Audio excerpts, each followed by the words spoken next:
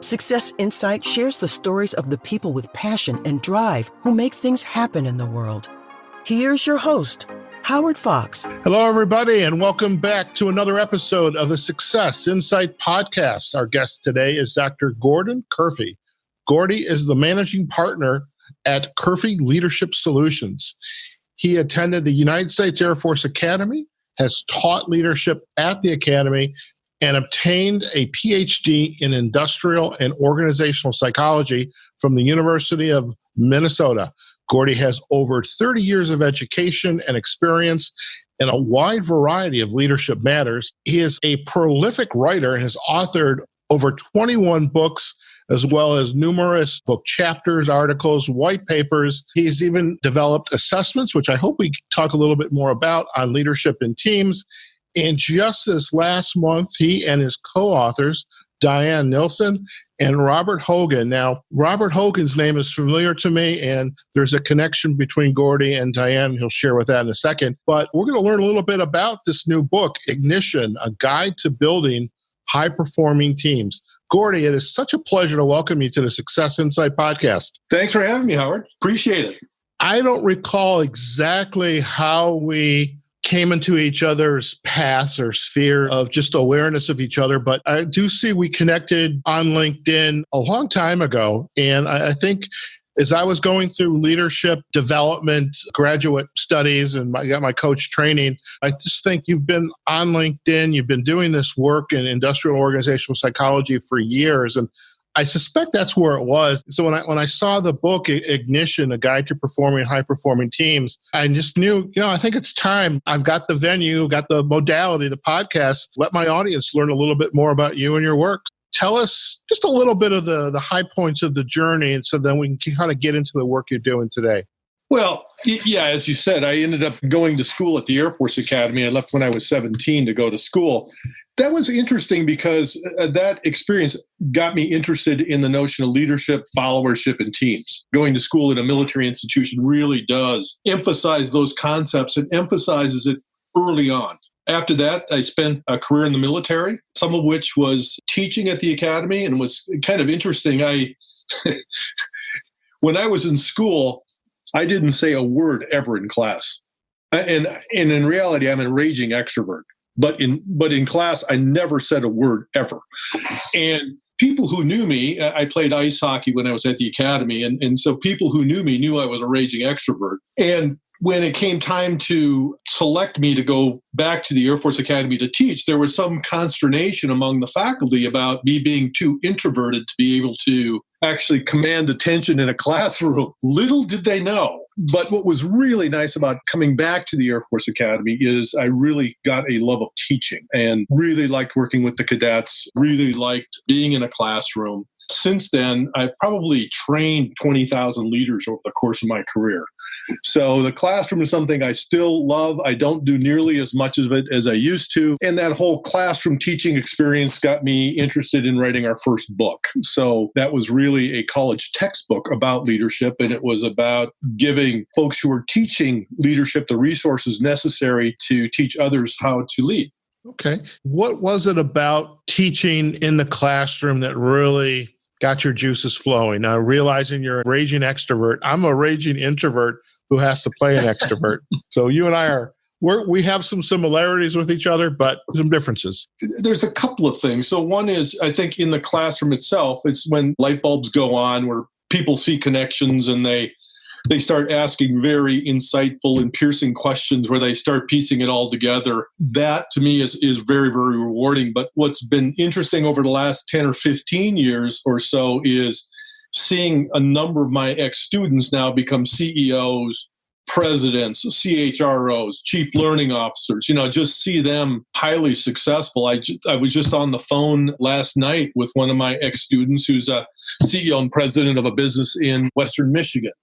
And it was just great talking to Dave and what he was doing and how he was kicking butt and taking names and what his next career move was going to be. So it's just nice maintaining those longer term relationships with people. Excellent. And I wholeheartedly agree about the idea of the light bulbs going off. A coaching mentor of mine used the analogy of the light bulbs, the pop, pop, pop going off. And And I have to share, even like during this podcast, when I'm interviewing a guest and I'm listening, but I'm also thinking to myself, the story they're telling is familiar. I get it. They need to meet somebody else, another one of my guests, because I love making connections. And I think that's been the best part about more so this work now in the podcast and even in the coaching profession, because we can't do it all by ourselves. We do have to rely on others to collaborate with to accomplish what the client needs. But the the relationships and looking at the connections and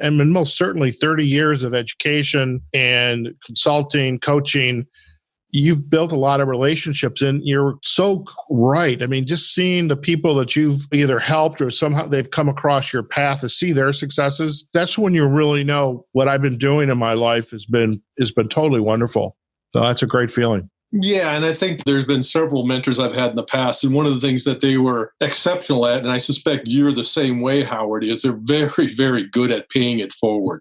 They were just really good connectors, like you had said, and said, I don't know if Gordy really has a need to talk to this person, but they need to know they need to connect. They need to get to know each other, and probably something interesting is going to happen there.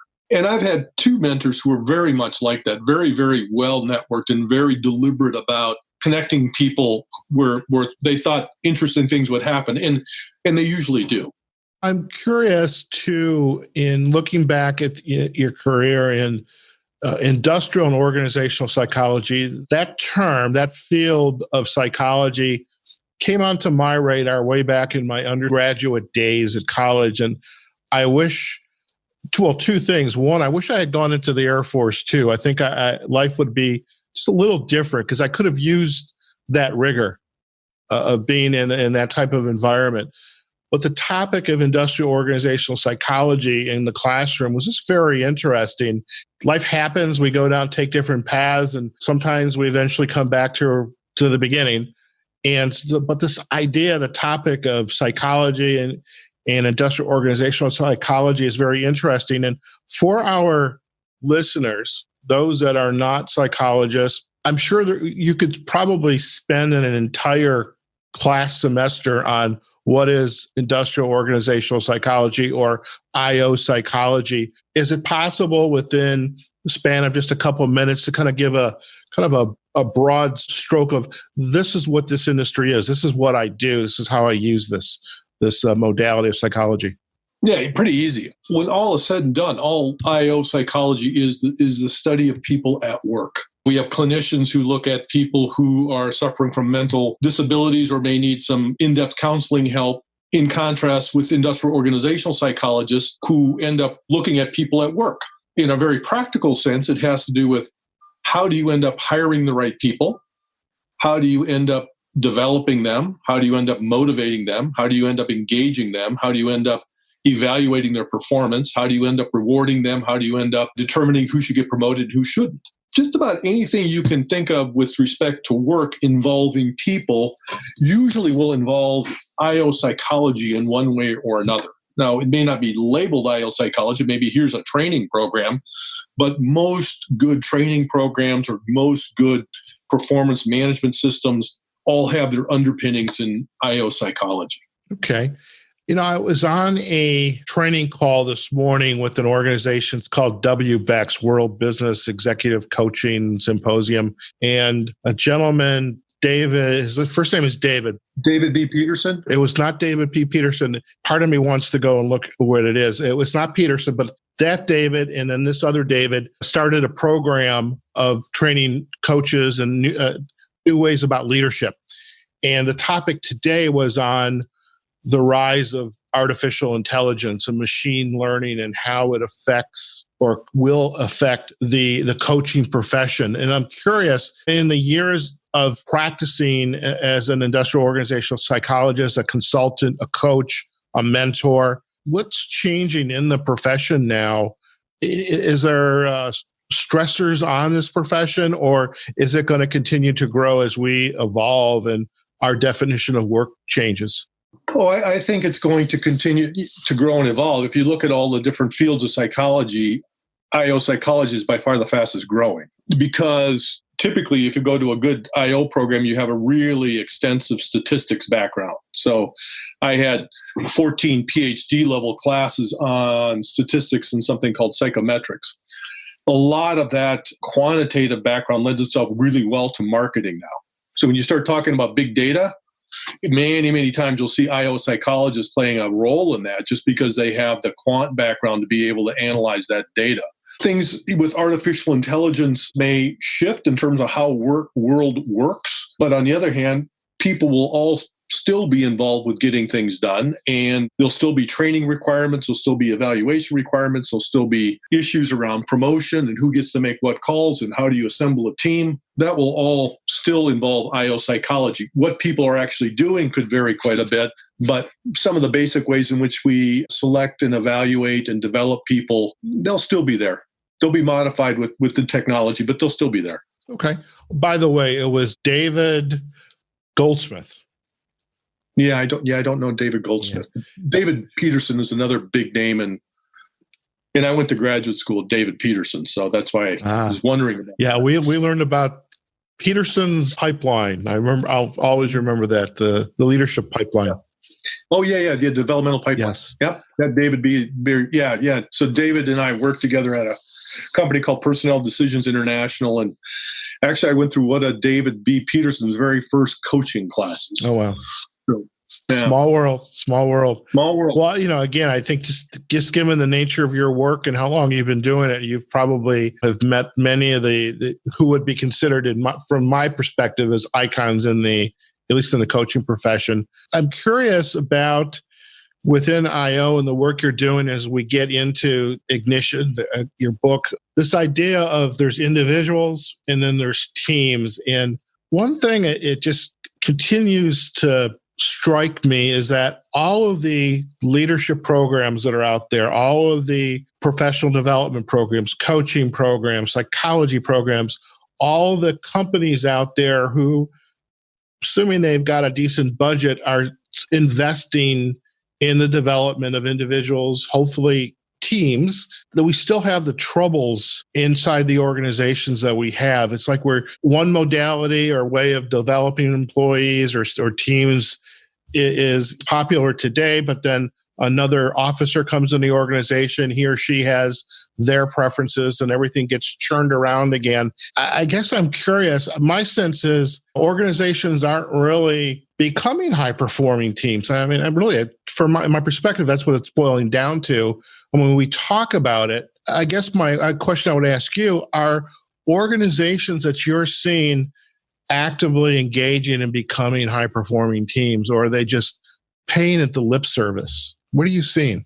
Well, the research is pretty clear that teams are everywhere. I mean, every organization you see has probably got teamwork or collaboration on one of its corporate values or corporate principles. Everybody believes teamwork is important. Organizations are made up of tens to hundreds to thousands of teams. And what's really interesting is organizations can tell you what the revenues look like, what their margins look like, what their headcount looks like, how much they pay for payroll. They can't even begin to tell you how many teams they have. You work with any large company, more than 10,000 people, they have no idea how many teams are in their organization. Yet they all believe teamwork is really important. And when you start peeling back the onion a little bit, you start to realize that organizations do a number of things inadvertently that hinder rather than foster teamwork. We have over-indexed on the individual to a great extent. As you talked about with leadership development programs, most leadership development programs focus on two things. They focus on self-awareness. We're going to give people personality or 360 or values feedback, some sort of feedback to help people understand who they are and how they're seen by others. And then there'll be a series of modules many times that will involve, say, coaching others or managing performance or communication or interpersonal relationships, influencing without authority. Those modules very much encourage what I call a hub and spoke model of leadership. What I mean by that is they're very much intended to, here's you as the leader dealing one-on-one with a follower, with a direct report.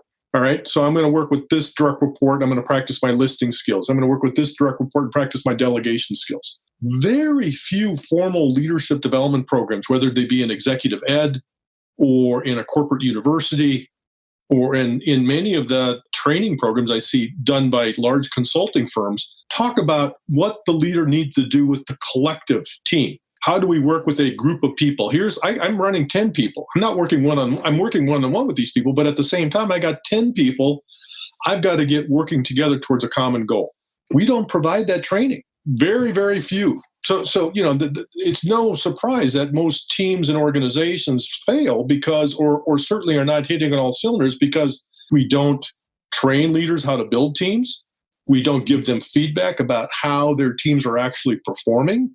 We don't reward them for doing a good job with teamwork. We don't promote people who have a track record of building teams. Very interesting. How has your work, and I mean, especially this new book, Ignition, A Guide to Building High-Performing Teams, how are you, along with your co-authors, and please talk a little bit about who your co-authors are, because definitely one of those names is very familiar to me.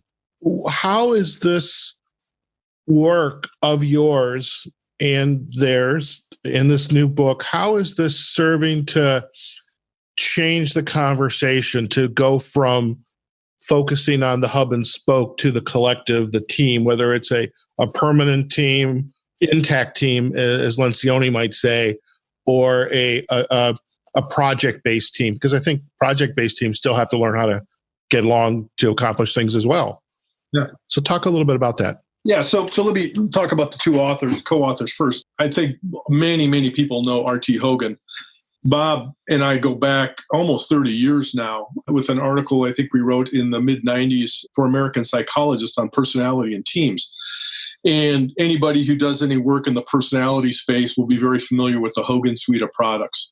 Bob has been a mentor to me. I probably learned more about leadership from him than just about anybody else. Well, I have from anybody else. He is just absolutely brilliant when it comes to human behavior and to leadership. He thinks about it all the time, and he's incredibly insightful. And every time you're around him, he just gets you to think. That's good. Which is good. He just gets you to think. Diane Nilsson is our second author. Now, Diane and I, in all fairness, are married. We actually met in graduate school. Diane is also a fellow Ph.D. in industrial organizational psychology. She spent 11 years working at the Center for Creative Leadership, where she designed their top line 360, which is called Benchmarks for Executives. Diane was the author of that, as well as worked on a number of other different tools that they had at CCL and that CCL still uses. Then she worked for a company called Personnel Decisions International, where I also worked, where she was the head of R&D and a head of their 360 business, and then was an account executive. And more recently, she was a COO for a company that ended up working on customer satisfaction surveys, employee engagement surveys, and 360s. And then a few years ago, I got her to join the dark side and work with me. And so the two of us together are both managing partners at Curphy Leadership Solutions. Really, the idea behind the book, there's a couple of things. As I mentioned earlier, Howard, I think I've been talking and teaching and researching leadership for a long, long time. And I think we really have over-indexed on the individual. We spend a lot of time getting the person to understand who they are and what drives them and how can they be more effective, to the exclusion, oftentimes, to the team. And so one is I thought we sort of over-indexed too far on the individuals. And I thought we had to bring teams back into the conversation because leadership ultimately is a team sport. Secondly, when I thought about teams, and we think oftentimes about team building, almost always the default position is, well, we better bring somebody in from the outside to help the team. Apparently, building teams is something that leaders are incapable of. That was kind of the common thinking, I think, for a long time. We got to bring in somebody who can do a ropes course. We got to bring in somebody who can do X, Y, and Z. And usually it's some sort of fun games and activities, which oftentimes don't have much impact. So I thought the way you build teams is by having teams do real work. And we've got to be able to teach leaders how to build teams. That should be a fundamental skill they pick up and should master, just like many other basic leadership skills we expect them to have. And so as R.T. Hogan and Diane and I got together, it was like, okay, let's build a system or a framework where we can teach leaders what are the critical components of teams, which is the rocket model. How do we give them feedback on how their teams are doing, which is our team assessment survey? And then how do we give them practical guidance and support so that they can actually go out and help improve how their teams are functioning, which is where Ignition and our downloadable support materials come in. So we try to create a complete package for team leaders and team facilitators to help teams get to the next level of performance. So this book really is for the consumer, and it's designed to give them a path to not only understand the concept and the importance of team, but how to create one. Yeah, it's a how-to book. We've got a couple of, I would say, introductory chapters to just talk about the different components, the rocket model, the team assessment survey, the book, what we call our team improvement activities. And then we have a number of other chapters that are all dedicated to specific team challenges, like how do you launch a new team? How do you combine teams after a restructuring? How do you work with a virtual team? How do you manage a matrix team? I mean, people have those questions about, I got this team I'm running, or I'm about to take over a team. I just got promoted. How do I do that right? Or how do I onboard a new team member? So what the book is designed to do is very, very practical and says, okay, here's the tools you have available to you with the rocket model and the team assessment survey and the guidance in our book and our team improvement activities. Here's how you actually resolve that particular problem. Here's what you should be looking for. Here's what's going to happen. Here's an actual offsite design. So if you're launching a brand new team, here's a design you can use to help this team hit the ground running as quickly as possible. You don't have to use it, but at least you've got something to start from. It's definitely wonderful uses to give people at least a path forward. You know, I would think of this book as it's not the lifetime, here's everything you need to know about teams, but here's the starting point. Understand these concepts. Here's some ideas, things you need to follow. And then if you need help, well, then they obviously they come back to you. They come back to other coaches who are familiar and can support them, masterminding even. I mean, if you're struggling to build a team, you need help. You want to see how other people are doing it. And I think that's wonderful. You've mentioned the rocket model a couple of times, and I'd want to at least ask if you wouldn't mind, just acknowledge for our audience, what is the rocket model? Because I think I love models, I love assessment, psychometrics, but they'd like to know. Yeah, the rocket model, if you look at the team research, Howard, it doesn't cohere very well. And what I mean by that is there's a lot of good research going on, there's a lot of good work going on out there, but people are looking at like, well, what's the impact of team size? What is the impact of team conflict? Where does psychological safety come into play? How do team goals drive a team? All really good work, but none of it fits together. Nobody's looking, say, okay, well, how does this impact this? How does all this stuff relate together? And so what we did with the rocket model, starting about 20 years ago, was saying, okay, let's put together a framework where we can tuck in this different research that's consistent with what we know about teams, but then also makes sense to practitioners, people who actually have to build teams. When you look at it, you say, I get it. I can see right now, here's where this team is coming up short on this model. So the model's got 8 components. The components are interrelated. And very quickly, the components are context, i.e., what's the situation surrounding the team, mission, what's the team's purpose and goals, talent, who's on the team, how big the team is, what skills do they have, norms, what are the rules by which teams get work done, buy-in, what's the level of motivation on the team, resources, the 6th component is all about data, budget, authority needed to get things done. Courage is the psychological safety component of the rocket model. And then results is the dependent variable. What do we actually get done? Are we moving the needle? And 99% of team problems are going to fall into one or more of those buckets. You're going to have a problem with unclear goals, ill-defined roles, bad decision-making processes. It'll fall somewhere in that model. So when you go into a project or maybe it's the leader, he or she knows they need to do something, they come across the book, is the idea before you try to fit the pieces into this model is to, as you put on the outs, the kind of like the overarching encapsulation here is the context. You need to understand the context of what the problem is or what you think the problem is. Sometimes it's not always, problem is not always the problem.